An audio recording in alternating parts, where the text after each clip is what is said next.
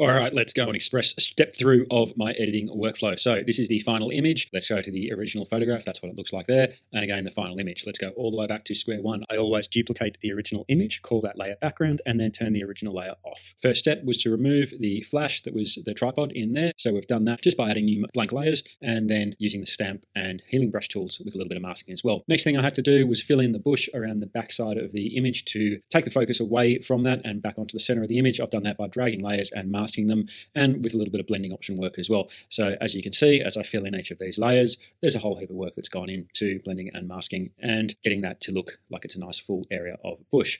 The next thing I've done is just a little work on Fuchsia's eye here, just to brighten that up a little bit. It was pretty good to begin with, but then just added a little bit more to it. There you go. If I toggle it on and off, you can see. I also like to then just bring the overall opacity of any eye retouching down, just because otherwise it can look a little bit like a robotic laser eye. After that, I had to do the displacement maps to get the skin texture of the frog and Fuchsia's arm tattoo looking right. So in order to do that, I had to create a path. That's the first one for the frog. I always save my paths because if you don't, you can't go back and use them again, and it's a lot of work to create them. So the displacement map there looks really nice. I'm not so happy with the eye, so I actually brought in an eye that I photographed somewhere else, and I just used the liquify tool to distort it to look like a frog's pupil, not a human one. Underlay that underneath the overlay layer of the frog's skin, and you get an overall nice effect, but I wasn't completely happy with the text in there, so I just cleaned that out as well to neaten it up. Next was Fuchsia's arm. Same technique, create a path, which is this path here, but don't forget to save it. That's a critical piece of information. Over to the displacement map technique, lay it on, and then use the same map to reduce the skin tone slightly so it's not so pink. Add a hue, saturation, and curves layer just to give it some tonal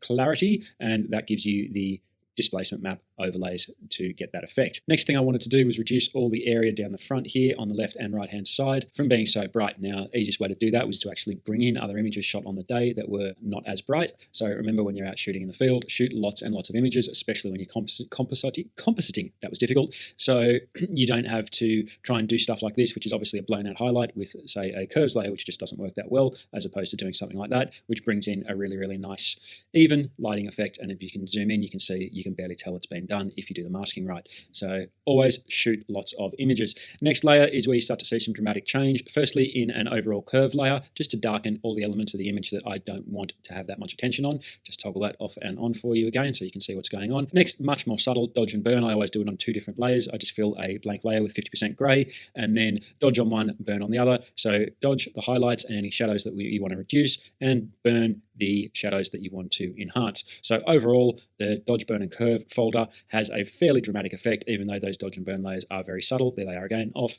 and back on. Gives everything a much more 3D look. Next step is to do the coloring. So I do this a few different ways. I always usually start off with a hue saturation layer. I wanted to make it more of an autumn look, so oranges and reds as opposed to green and yellows. So that's the first hue saturation layer there, where you convert the greens to reds.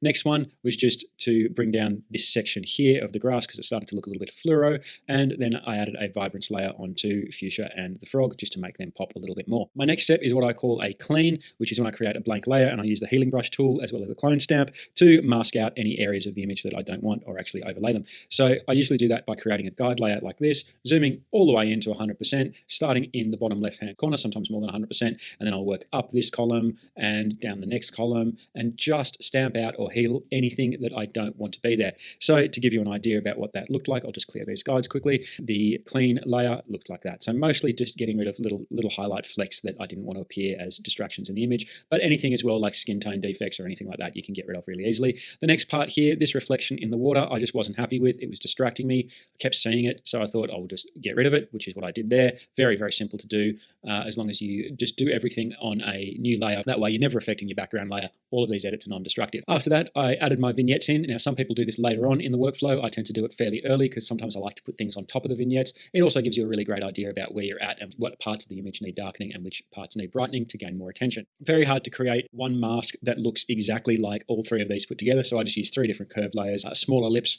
as the masking agent over Fuchsia and the frog first, then a slightly larger one, and then a normal rectangular one, which is how you do a normal vignette. So I'll start with that one. That's what you would normally say is a fairly standard vignette. But when I add these two in first, it actually makes an overall tunnel appearance where it really focuses the viewer's attention on the center of the image, which is exactly what I wanted to happen. I still wasn't completely happy with the foreground. I think it needed to be a little bit busier. I would have shot it that way if I could, but there just wasn't the option of getting these bits of grass up in front of the camera. So the first thing I did was create what I call just some foreground scatter. Now I did that just using the paintbrush and the scatter effect in the brush setup. It's very, very simple and it doesn't really look like much until you add a hue saturation layer on top of it, and it starts to give a sort of a reverse bokeh effect, but also just looks like dappled light coming through the forest. So overall quite subtle, but I think you'll agree that it really does help to blend the image and give it a little bit of depth.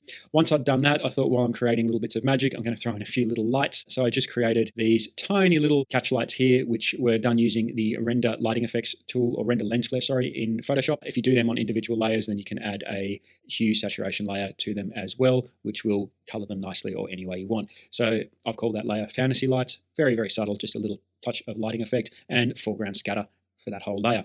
Next thing, wasn't completely happy with the overall color, so I've gone to the lookup tables and I wanted to deepen the orange throughout the whole image, shadows as well as highlights. So the best way of doing that is using lookup tables, because you can multiply different effects on top of each other. You can then also save it, which is really, really useful if you ever want to use that color scheme again. So the first one there, if I toggle that on and off, you can see it just warms the image, and then I added another one which just gives it a little bit more contrast and punch. So overall, color lookup tables from start to finish. Next thing, I wasn't completely happy still with the separation of the frog and Fuchsia from the entire scene. To me, they looked like they were a little bit like cardboard cutouts. So I wanted to add some foliage into this front part of the image between the lens and the main subject. So I did that by photographing some basil leaves in my kitchen, doing a very, very quick cutout of it, adding a Gaussian blur, which is why it looks so blurry, because it's meant to be right up next to the lens. Then add a hue saturation layer over that and a curves layer to give it some contrast. And voila, it looks like it's meant to be part of the whole image. So really good technique for separating different elements of a composited image is just to add little blurry bits into the foreground if it's necessary. I was going to put one on the right-hand side of the image here as well. I tried it out. It looked too much. So as always,